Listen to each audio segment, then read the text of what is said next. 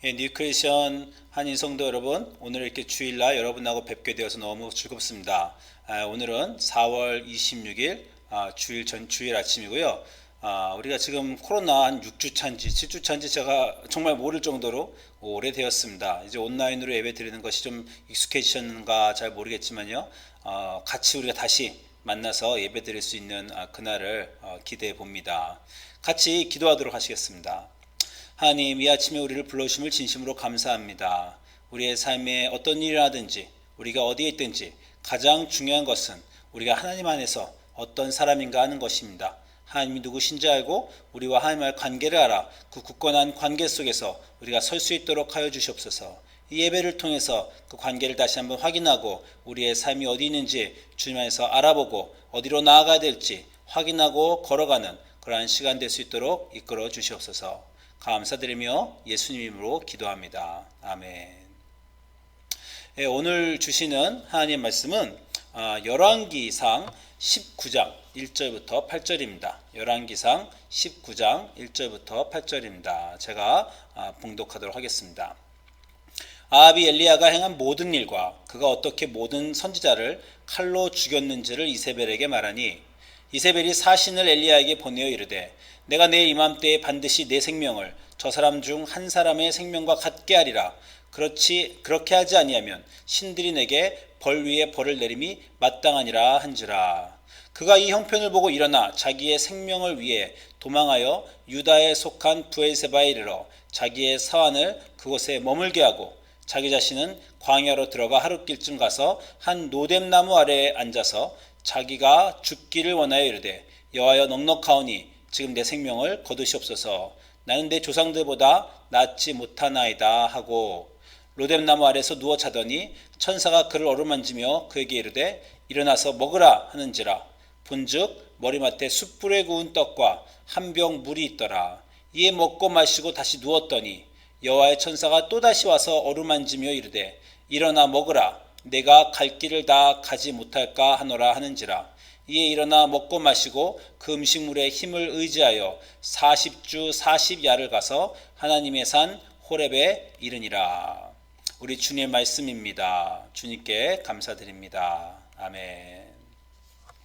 여러분, 오늘은 엘리야의 여행이라 이런 제목으로 우리가 같이 말씀을 나눠볼까 합니다. 자, 우리 여러분 코로나 기간 중에 잘 지내고 계십니까? 이게 너무 코로나 기간이 힘들어지니까 기간이 길어지니까 우리가 점점점 많이 힘들어지고 또 경제적으로 육체적으로 꼭 힘든 게 아니라요. 제가 많은 사람들과 얘기해 보니까 정신적으로 힘들다는 분이 참 많아요. 왜냐하면 이제 생활 규칙들이 다 깨지고 막 늦게 자고 늦잠 일어나고, 특별히 저는 이제 목사님들과 대화를 하니까 목사님들께서 새벽 기도를 안 하니까 늦잠 자고 자기 훈련 자기 절차가 잘 안 된다고 하시는 분들이 있더라고요. 정말 우리 삶에서 요즘처럼 자기 훈련과 자기 절제, 영어로 이제 셀프 디스플린, 셀프 컨트롤이죠. 그게 정말 중요한 순간이 없는 듯합니다. 매일매일 하루 종일 집에서 자기가 자기 생활을 스스로 가다듬어야 됩니다.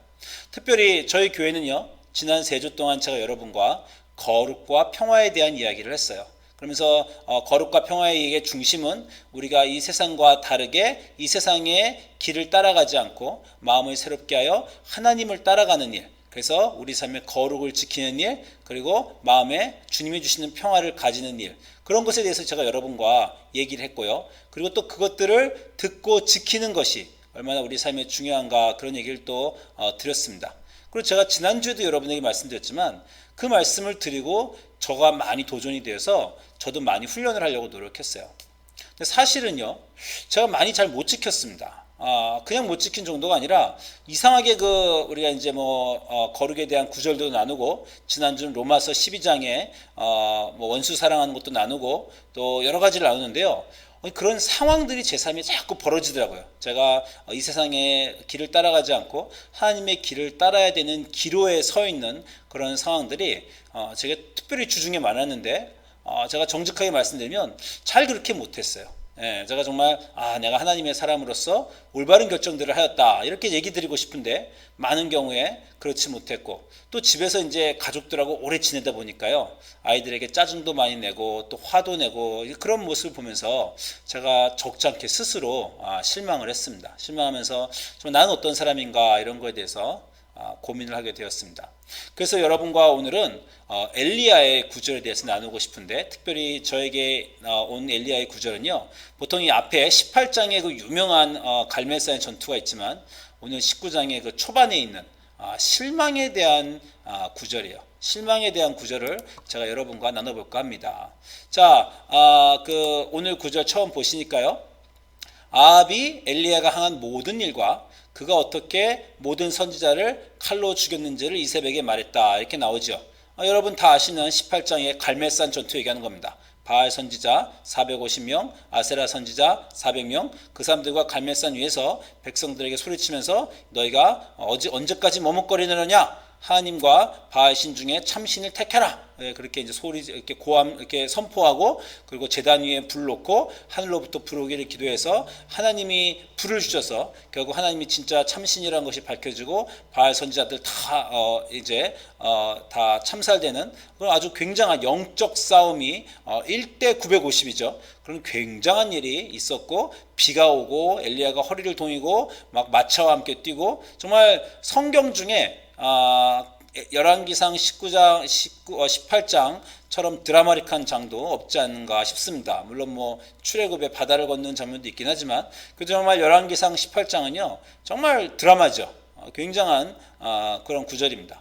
이 모든 것을 아합이 엘리야가 이렇게 행한 모든 일을 아합이 그 아내 이세벨 이방 여인이죠. 이세벨 여왕에게 말했다는 겁니다. 근데 아합도 그런 기적 위에서 놀랐고 그리고 백성들도 모두 그 하나님의 놀라우신 능력과 기적 앞에서 다들 하나님을 경배하기 시작했는데 이세벨은 그렇지가 않았어요. 그래서 이세벨의 반응이 어이구 그래요 굉장합니다. 이제부터는 신을 아세라 신 버리고 나도 여기서 여호와를 섬기겠습니다. 이렇게 하지 않고요. 이세벨이 이렇게 반응합니다. 19장 2절에 이세벨이 사신을 엘리야에게 보내어 이르되 내가 내일 이맘때에 반드시 내 생명을 저 사람 중 한 사람의 생명과 같게 하리라. 그렇게 하지 아니하면 신들이 내게 벌 위에 벌을 내림이 마땅한지라. 이렇게 이세벨이 얘기했던 거죠. 이게 우리 신앙생활에 참 커다란 우리가 흔히 맞닥뜨리는 문제입니다. 한마디로 이 18장에 있는 굉장한 일들 그렇게 드라마틱하진 않지만 우리 삶에도 그런 일이 종종 있습니다.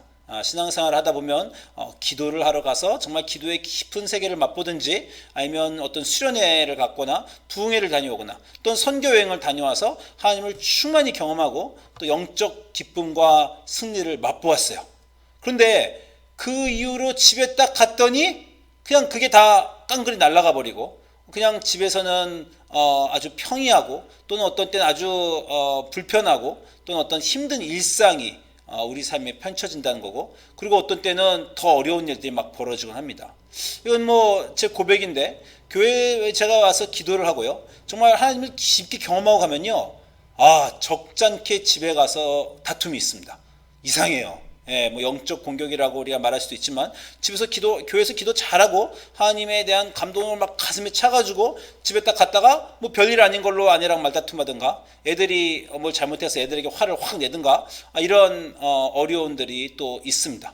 그리고 정말 우리가 커다란 신앙 경험을 했더라도 집에 돌아가 보면 여전히 우리가 안고 있는 문제들 어떤 애들의 학교 문제, 경제적인 문제, 관계의 문제 그런 문제들이 그대로 우리 삶에 있다는 겁니다. 그런 어려움들이 우리 삶에 신앙의 놀라운 경험을 하고도 있다는 것 여전히 그게 참 어렵죠. 이 놀라운 신앙 경험하면 집에 딱 가면 그 문제들도 다 신앙 경험처럼 다 기적처럼 해결이 됐어야 되는데 그렇지 않다는 것이야. 그리고 더 어려운 것은 뭐냐면요. 그 외부에서 오는 우리의 삶에 있는 어려움이 문제가 아니라 그 어려움을 대처하는 나 자신의 모습이 부끄럽다라는 것입니다.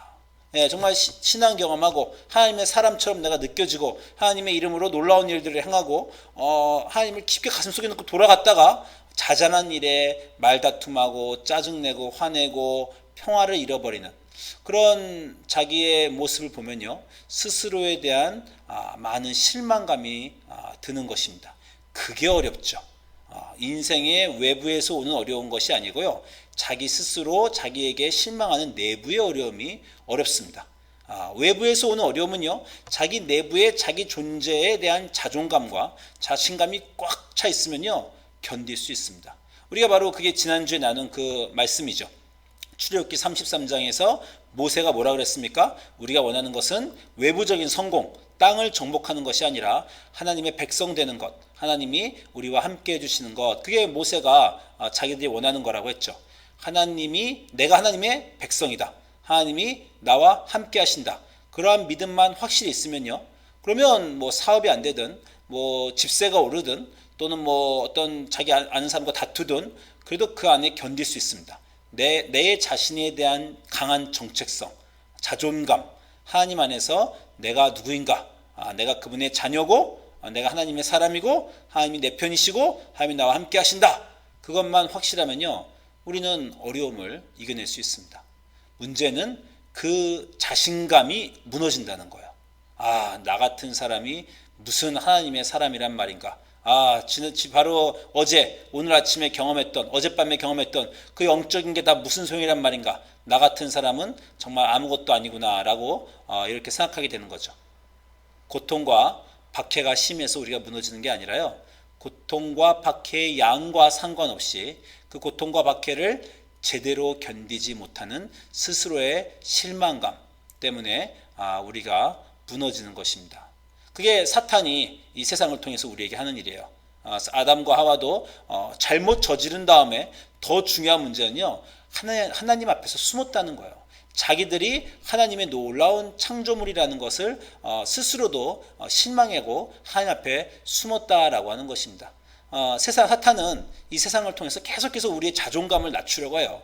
너희가 무슨 기독교인이냐, 너희 같은 게 무슨 하나님의 사람이냐, 너나 세상 사람이나 다른 게 뭐 있냐, 기독교인들은 더하더라, 이런 말을 통해서 우리 스스로 우리가 자신감을 갖지 못하게 하는 것입니다.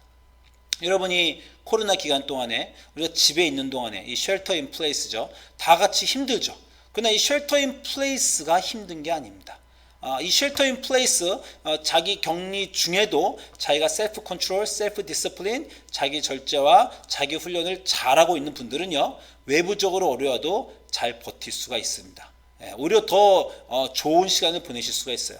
근데 문제는요, 자기가 스스로 자기 통제가 안 되고 자기 훈련이 안 되니까 자존감이 무너지는 겁니다. 나 같은 사람이 이제 나는 뭐 미래에 대한 희망도 없지, 그런 생각들이 우리에게 나는 것입니다. 그 순간이 엘리야한테 온 거예요. 그래서 엘리야가 3절에서 이제 이렇게 반응합니다. 엘리야가 이 형편을 보고, 이세벨이 굴복하지 않고 오히려 자기 위협하는 그 형편을 보고 일어나 자기의 생명을 위해 도망하여. 자, 18장에 무슨 일이 있었어요? 바알 선지자, 야세라 선지자 950명과 생명을 완전 다 내던지고 싸웠던 그런 엘리야입니다. 우리 인생에서 다시 말씀드리면 문제는요, 어떤 위대한 일이 없었다가 아니라 위대한 일이 있은 다음에 그 다음 순간이 문제예요. 그 위대한 일이 쭉 연결이 안 되는 우리 삶, 그게 문제입니다. 그 전에 생명을 걸고 맞서고 용기 있고 정직하게 했지만요, 또 그 다음 순간에는 우리는 또 무너질 수 있다는 겁니다. 마음을 조금 더 해하게 먹거나 생활이 돌아가면 금방 또 무너지는 게 우리들입니다. 그래서 엘리야가 생명을 위해 도망가죠. 그리고 4절 보니까 자기 자신은 광야로 들어가 하룻길쯤 가서 로뎀나무 아래에 앉아서, 이 부름출입니다. 영어로 부름출이. 로뎀나무 아래에 앉아서 고백하죠. 자기가 죽기를 원하여 이르되 여호와여 넉넉하오니 지금 내 생명을 거두시옵소서. 나는 내 조상들보다 더 낫지 못하니이다. 성경에 있는 많은 고민 중에 정말 저희 마음속에서 오래 울림이 있는 그런 고백입니다. 왜냐하면 우리도 다 해봤거든요. 저 순간에 가보지 않은 기독교인들이 거의 없죠. 여호와여 넉넉하오니 지금 내 생명을 거두시옵소서. 나는 내 조상들보다 더 낫지 못하니이다. 아니 13절에요. 생명을 위해 도망갔대잖아요. 생명을 위해 도망갔는데 바로 그 다음 순간에 생명을 거둬달라고 또 그렇게 하는 겁니다. 인간이 그런 존재예요. 참 복잡한 존재입니다. 육적인 존재고 영적인 존재예요. 육적인 존재이기 때문에 고통이 무섭고 게으르고 생명이 오면 생명의 위협이 오면 겁이 나고 돈과 어떤 직장의 걱정이 생기면 덜컥 겁이 나서 무너집니다. 무너지고 보면 그 안에 영적인 존재가 또 자기 자신에게 말하는 겁니다. 너는 하나님의 자녀 아니냐? 너는 하나님을 섬기는 자 아니냐? 그게 뭐냐? 이런 영적인, 육적으로 무너진 다음에 영적인 갈급함이 또 우리에게 돌아옵니다. 가룟 유다가 어떤 일이 있었어요? 돈을 위해서 예수님을 팔았습니다. 잘 먹고 잘 살기 위해서 팔은 거죠. 예. 근데 죽어버리잖아요? 그게 뭡니까? 육적인 욕심을 따라서 길을 가긴 갔는데 그 뒤에 보니 영적인 갈증이 자기를 휘어잡더라라는 것입니다. 우리도 똑같아요. 우리가 어떤 육적인 것을 위해서 막 돈 잘 벌고 잘 먹고 잘 살고 일단 그런 걸 위해서 우리의 인생이 집중할 수 있습니다. 결코 만족이 없어요.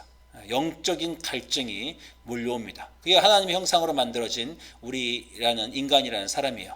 그 영적인 갈등이 밀려오면 저런 고백이 나오게 되는 겁니다. 야, 내가 하나님의 사람도 아니었구나. 내 이 우상을 섬기던 내 조상들보다 내가 하나도 낫지 못하는구나. 그래서 성공한 사람들, 막 어떤 높은 자리에 올라간 사람들, 그런 사람들이 어떤 인생의 의미를 못 찾고 아주 유명한 사람들 중에 스스로 목숨을 끊는 경우가 있지 않습니까? 영적인 갈증을 해결하지 못해서 그래요. 그 영적인 갈증이 드디어 엘리야에게 몰려왔습니다. 그 엘리야에게 영적인 갈증이 몰려와서 이제 그냥 죽겠습니다라고 하니까 하나님이 어떻게 대답을 하십니까? 하나님이 찾아오시죠. 찾아오셔가지고 와서 어루만지고 음식을 주십니다. 일어나 먹으라 그러고 그리고 하나님의 산 호렙으로 여행을 가라 그러시죠. 이게 하나님의 초청입니다. 하나님이요 우리의 마음을 제가 여러 번 말씀드렸지만 조종하시는 분이 아니에요. 우리가 막 우울하고 우리가 막 가슴이 막 짜증이 나고 화가 난 그 마음을 하나님이 막 컴퓨터 프로그램 하듯이 짜증을 행복으로 바꿔주는 그런 분이 아닙니다. 우리의 마음을 조종하지 않으세요. 우리를 존중하시기 때문에 우리를 냅두십니다. 그렇기 때문에 우리를 쇠뇌하고 우리를 바꿔주시진 않지만 우리가 스스로 바뀔 수 있는 그 자리로 끊임없이 인내심을 가지고 초청해 주시는 일, 그게 하나님이 하시는 일입니다. 천사를 보내서 엘리야 보고 엘리야 여기 이렇게 있지 말고 내게로 와라. 하나님의 산으로 와라. 거기서 나와 얘기해보자. 어루만지시고 음식 주시고 초청해 주시죠. 우리가 하나님은 멀리 떠났다 어떤 느낌이 드냐면 교회로 불러주시잖아요. 그죠? 예배로 다시 와라. 친구가 초청을 하든 마음이 들든 어머님이 전화를 하든 갑자기 신앙생활도 잘 안 하고 있는데 하나님 멀리 있는데 갑자기 수련회 같은 데 가고 싶고 선교여행에 대해서 교회에서 광고하면 또 가고 싶기도 하고 부흥회 간다니까 혹시 뭐 무슨 일이 있을까 하고 가게 되고 그게 다 하나님의 초청입니다. 하나님이 탄식해 있고 절망해 있고 신앙적으로 이렇게 우울해 있는 우리들에게 하나님이 엘리야를 찾아오시는 것처럼 찾아오시는 거예요. 다시 말씀드리지만 하나님이 우리의 마음을 바꿔주시지 않습니다. 우리의 마음은 우리의 것이에요. 존중해 주십니다. 조종하지 않으세요.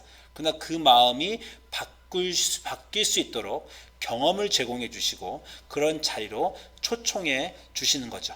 그래서 천사를 보내서 엘리야를 초청해 주셨습니다.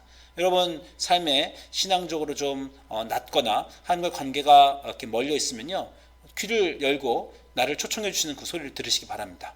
예배장으로 일요일 초청을 해주시는지 그냥 성경 공부에 가고 싶은지 그냥 목사님에게 전화를 하고 싶은지 수련회, 부흥회, 선교여행 그냥 준비 없이도 가고 싶은 마음이 생기면 가시기 바랍니다. 그게 호렙산으로 초청해 주시는 거예요. 그래서 엘리야가 40주야를 걸어가 하나님의 산 호렙산에 이르죠. 하나님이 호렙산에 계십니까? 거기 로뎀나무 밑에는 하나님 오실 수 없었어요? 하나님은 어디나 계시죠. 예수님 말씀하셨습니다. 하나님은 영이시니 예배하는 자가 신령과 진정으로 예배할지니라. 이 산으로도 아니고 저 산으로도 아니고 사마리아도 아니고 예루살렘도 아니고 어디서든지 하나님을 우리가 만날 수 있어요. 하나님은 어디나 계시니까. 그러나 문제는 우리의 마음의 준비입니다. 어디서나 계신 그 하나님이지만 우리는 그 하나님을 만날 준비가 늘 돼 있지 않죠. 그래서 이 40주야 하나님의 산으로 여행을 시킨 건요, 하나님이 거기서 계셔서가 아니라 엘리야 보고 준비하라 라고 하시는 거예요. 하나님을 정말 우리가 깊이 만나려면요, 준비해야 됩니다. 아까 말씀드린 그런 우연찮은 정말 영적인 초청으로 인해서 갈 수 있지만요, 더 깊은 세계로 들어가시려면요 40일 새벽기도 하셔야 됩니다. 금식도 하셔야 됩니다. 성경도 읽으셔야 돼요. 그런 과정들이 내 마음을 준비하고 거룩을 연습하여 하나님을 더 깊게 경험하게 해주는 그런 순간들입니다. 그래서 하나님이 엘리야를 초청하시는 거예요. 야, 너 나와 얘기하자. 근데 지금 네 마음이 너무 흐트러졌어. 네 마음이 낙담하고 여러 가지 생각이 있으니 40일 동안 내게로 와라. 40일을 걸으면서 엘리야는 무슨 생각을 했겠습니까? 여러분, 40일을 사막을 건다는 게 어디 보통 일입니까? 그러면서 자기 인생도 생각해보고 자기 밑바닥에 도대체 내가 그 하나님의 사람으로서 고함쳤던 그 순간에 나의 어떤 영광을 위해서였나? 하나님을 위해서였나? 그리고 도대체 내 인생은 뭔가? 하나님은 누구신가? 여러분, 그 순간에 가셔야 돼요. 여러분, 새벽 기도 하시고 금식하시면요, 기도의 깊은 세계로 들어가시고 선교지에 가서 평소에 경험하지 못했던 상황에 가시면요, 자기 스스로 돌아볼 수 있는 계기가 됩니다. 나는 누군가? 정말 그렇게 말하고 그렇게 행동했던 나의 동기는 무엇이었나? 하나님이 내 안에 계신가? 아니면 그 다른 것들이 내 안에 있었나? 이런 자기 정화의 시기가 됩니다. 그렇게 자기 정화의 시기를 거쳐서 드디어 하나님의 산 호렙에 이르죠. 하나님의 산 호렙에 이르니까 이제 하나님이 이렇게 말씀하시는 겁니다. 하나님이 열왕기상 19장 9절에 엘리야야, 네가 어찌하여 여기 있느냐? 한마디로 너는 지금 뭐하라고 있느냐? 네 마음속에는 무엇이 있느냐? 이렇게 물어보시는 겁니다. 엘리야의 대답을 한번 보십시오. 10절에 저가 대답하여 내가 만군의 하나님 여호와를 위하여 열심히 특심이오니, 이건 한국말도 참 아마 개역 개정인 것 같아요. 개역 한글인가? 저는 이 옛날 번역이 더 좋습니다. 열심히 특심이에요. 열심히 특심하오니 이는 이스라엘 자손이 주의 언약을 버리고 주의 단을 헐며 칼로 주의 선지자들을 죽였음이오며 오직 나만 남았거늘 저희가 내 생명을 찾아 취하려 하나이다 라고 말씀드리고 있습니다. 여기서 지금 엘리야가 뭐라고 말하고 있는 겁니까? 이 엘리야의 대답이요, 사실 오늘 우리가 갖고 있는 모든 기독교인의 신앙생활의 고민입니다. 얘는 이렇게 말하고 있는 거예요. 제가 하나님을 위해서 그렇게 열심히 일하고 하나님을 섬겼는데 왜 아무 일도 안 일어납니까? 하나님이 왜 더 이상, 전에는 분명히 느껴졌어요. 근데 왜 더 이상 안 느껴집니까? 제 왜 기대대로 안 하십니까? 그 정도 했으면 이세벨도 패배시키셨어야죠. 번개가 그녀를 때리든지 지진이 나든지 소돔과 고모라처럼 불벼락으로 때리시든지 했어야 되는데 왜 아무 일도 없고 여전히 악인이 득세하고 그렇게 위대한 갈멜산의 순간 이후에도 제 인생은, 세상은 왜 그런가요? 그런 게 바로 엘리야의 불평입니다. 우리가 아까 말씀드렸다시피 기도를 하고 집에 갔는데 왜 아무 일도 안 일어났습니까? 수련회와 선교여행을 통해서 감동을 느꼈는데 왜 돌아와 보면 내 생활은 똑같고 나는 그저 그런 사람입니까? 이게 정말 우리의 문제입니다. 하나님이 있긴 있는 것 같아요. 많은 신앙 경험과 간증이 있었죠. 그렇죠. 그런데 문제는 그 하나님을 느낀 그 하나님의 임재를 내 삶에 느꼈는데 그게 항상 있지 않더라는 거예요. 기도를 주실 때도, 들어주실 때도 있고 안 들어주실 때도 있어요. 아니, 아예 기도를 안 들어주시면요, 그냥 그분은 없나 보다, 가짜인가 보다, 신은 인간이 만들어낸 거지, 이렇게 속 시원히 말이나 했을 텐데, 제 설교를 듣고 있는 여러분 대부분은 제 생각에 도저히 부정할 수 없는 하나님을 경험한 삶의 그 순간이 있으셨죠. 하나님이 아니고서야 어떻게 그런 우연이 일어났을까? 하나님이 아니고서야 어떻게 내 삶에 그런 감동이 있었을까? 그런 순간이 분명히 있으셨을 것입니다. 하나님이 안 계시다면 이 세상은 정말 말이 안 된다. 내 인생은 말이 안 된다. 그 정도까지는 알겠어요. 그 경험은 했어요. 그런데 왜 그 하나님이 항상 일정하게 나타나 주시지 않고 전에 기도를 들어주셨던 그분이 왜 이번에는 안 들어주시는 건가?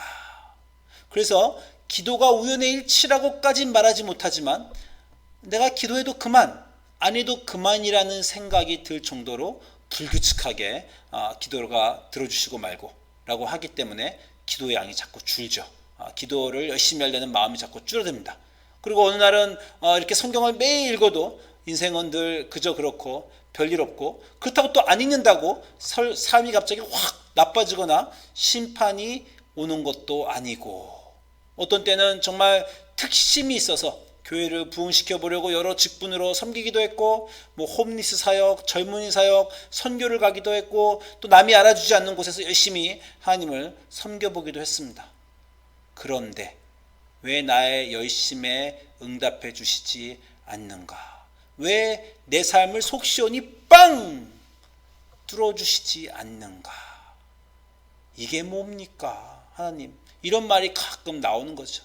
내 인생 이게 뭡니까? 이렇게 애들에게 확 화내고 이렇게 집사람하고 막 싸우고, 그리고 스스로 어떤 자랑스럽지 않은 뭐 돈에 대해서 좀 창피한 행동을 하고, 돈 몇 푼 때문에 막 말다툼하고, 그러면서 돌아서면서 이게 뭔가, 내가 하나님의 사람 맞나? 그 위대한 그런 것들은 다 어디에 있나? 이런 패배감, 실망감, 열정을 잃어버리는 날들. 그래서 내가 누군가, 하나님이 누구신가 고민하게 되는 그 순간, 그런 순간이 바로 엘리야가 말하는 그 순간입니다. 엘리야뿐 아닙니다. 성경의 모든 사람들이, 아주 많은 사람들이 이 길을 갔죠. 모세는 사막 40년을 하나님 가장 인생에 좋을 때를 사막 40년을 사막에서 있었죠. 40세부터 80세까지. 하나님 부르셨어요. 모세가 뭐라 그럽니까? 모세가 가로되 주여 보낼 만한 자를 보내소서. 이게 엘리야가 말하고 똑같은 말이야. 주여, 내가 열심히 특심이었는데 다 죽고 저만 남았습니다.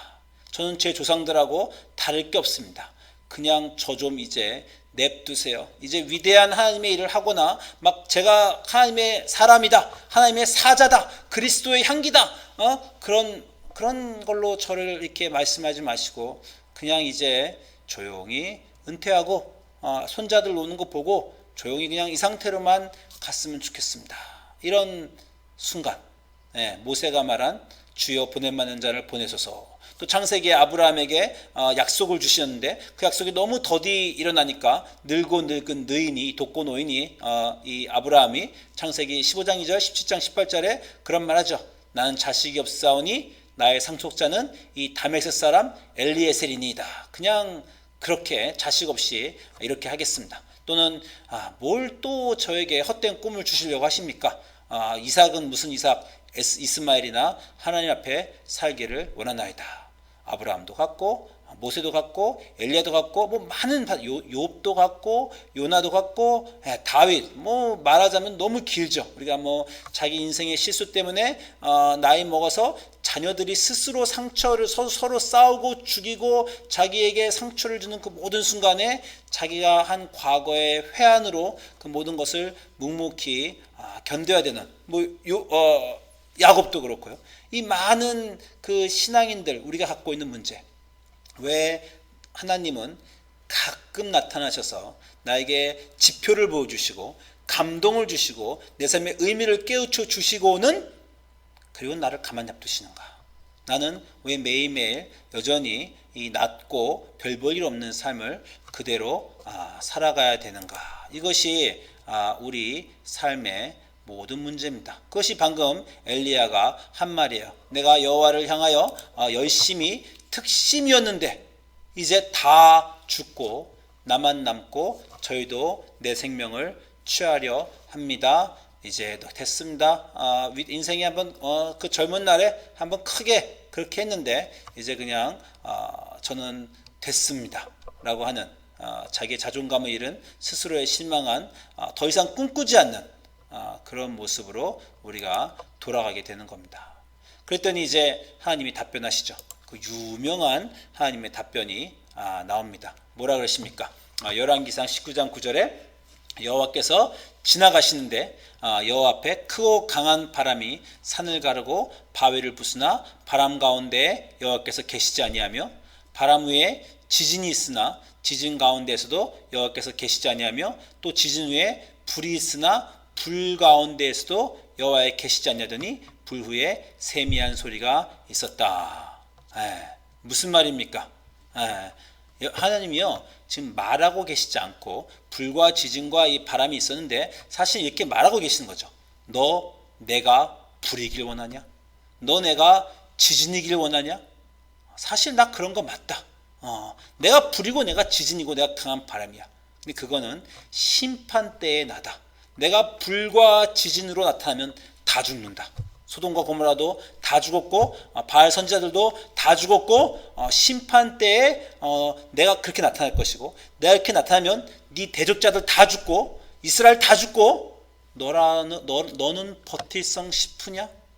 내가 못해서 그런 줄 아냐? 내가 역사를 확 휘어잡고 독재자들 다 천사 보내서 죽이고 이 세상에 나쁜 짓 하는 놈들 다 심판하고 정신 차리게 하고 너 내가 못 그럴성 싶으냐? 불과 바람과 지진으로 나타나시면서 그렇게 말씀하시는 거예요. 나 그렇게 할 수 있다. 그런데 그 가운데서 말하시지 않죠. 무슨 말입니까? 나 기다리고 있다 라고 하시는 거예요. 그렇게 불과 바람과 지진으로 너는 내가 너의 삶에 나타나기를 원하고 너 인생의 모든 문제를 다 해결해 주기를 원하지만 그러나 나는 기다리고 있다. 사람들에게 더 기회를 주려고 한 사람이라도 더 구원에 이르게 하려고 너 다칠까봐 아직 거룩함이 완성되지 않은 하나님의 진정한 복음을 알지 못하는 너를 위해서 나 아직도 기다리고 있다. 기다리면서 너에게 말하고 있다.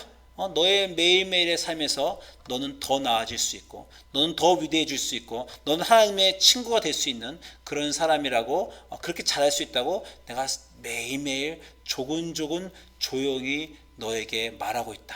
불과 지진과 바람으로 심판으로 나타나지 않고 사랑으로 너에게 나타나고 있다는 것을 너 모르느냐 이렇게 말씀하시는 겁니다.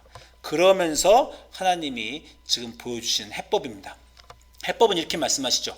여호와께서 엘리야에게 이르되 너는 내 길을 돌이켜 광야로 말미암아 다메섹에 가서 이르거든 하사엘에게 기름을 부어 아람 왕이 되게 하고 너는 또 님시의 아들 예후에게 기름을 부어 이스라엘 왕이 되게 하고 또 아벨 무홀라 사밧의 아들 엘리사에게 기름을 부어 너를 대신하여 선지자가 되게 하라. 하사엘의 칼을 피하는 자를 예후가 죽일 것이요 예후의 칼을 피하는 자를 엘리사가 죽이리라. 그러나 내가 이스라엘 가운데 7,000인을 남기리니 다 무릎을 바알에게 꿇지 아니하고 다 그 입을 바알에게 맞추지 아니한 자니라. 지금 뭐라고 대답하시는 겁니까? 너 내가 지진으로도 불로도 강하게 나타나지 않는다고 내가 없다고 생각하는 줄 아냐? 내가 세세하게 너에게 말한다고 내가 아무것도 안 하고 있다고 생각하냐? 아니다. 나는 계속해서 일하고 있었다. 이렇게 여기 지금 나타난 사람들 이름이요. 그냥 랜덤하게 갑자기 야 그래? 해결책을 생각해보자. 하사엘, 엘리사 이런 게 아니죠. 아주 오래전부터 엘리사가 태어나기 전부터 하사엘이 태어나기 전부터 님시의 아들 예후가 태어나기 전부터 하나님은 그들을 갑자기 이렇게 훅 쓰시는 게 아니고요. 그들을 준비하고 계신 거죠. 엘리야의 삶을 통해서 엘리야와 함께 계셨던 그 하나님이 엘리사에게도 그랬고 예후에게도 그랬고 하사엘에게도 그랬고 역사 전체를 통해서 곳곳에서 하나님이 지금 일하고 계신다는 거예요.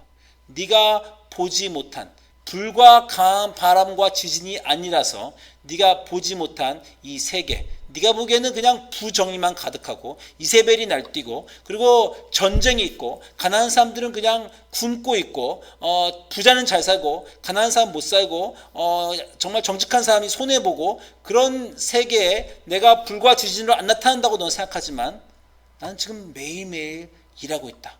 이 사람 저 사람에게 내가 부드러운 말로 그들의 마음을 움직여 그들을 준비시키고 있다. 하나하나 안배하고 있다. 그렇게 얘기하시는 겁니다.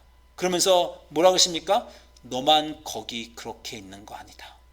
너만 그렇게 당하고 있는 것도 아니고 저기 7,000명이 있다. 그 7,000명은 너처럼 그렇게 위대한 순간이 갈멜산에서 있었던 것도 아니지만 그러나 단 한 번도 바알에게 무릎 꿇지 않은 그런 7,000명을 내가 다 준비하고 있다라고 말씀하시는 거예요.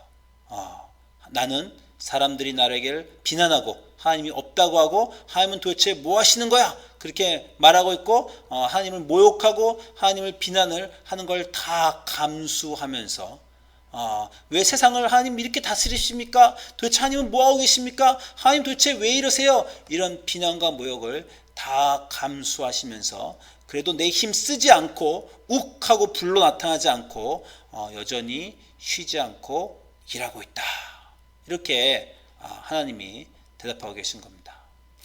여러분, 그래도 삶은 견디기 어렵습니다.